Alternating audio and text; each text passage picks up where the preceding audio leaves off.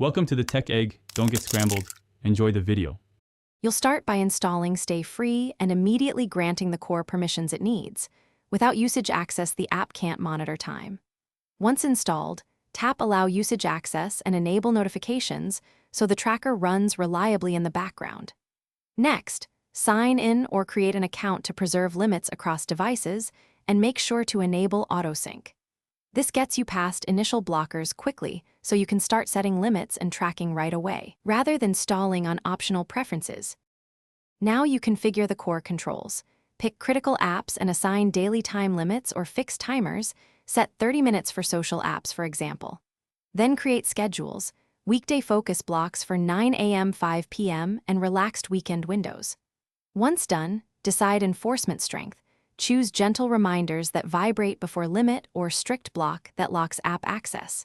Make sure to enable cooldowns to prevent immediate overrides. And test one day to confirm timers trigger as expected, but finish by monitoring usage reports and adjusting targets. Weekly summaries show whether limits are realistic, so lower or raise times based on trends.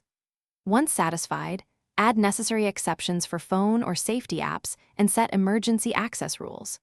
If something goes wrong, apps not blocking or trackers stopping, first check that usage access and notification permissions remain enabled, disable battery optimization for Stayfree, and update the app. If problems persist, restart the device and retest the schedule to confirm the fix. Thanks for watching. Consider subscribing if I helped unscramble your problems.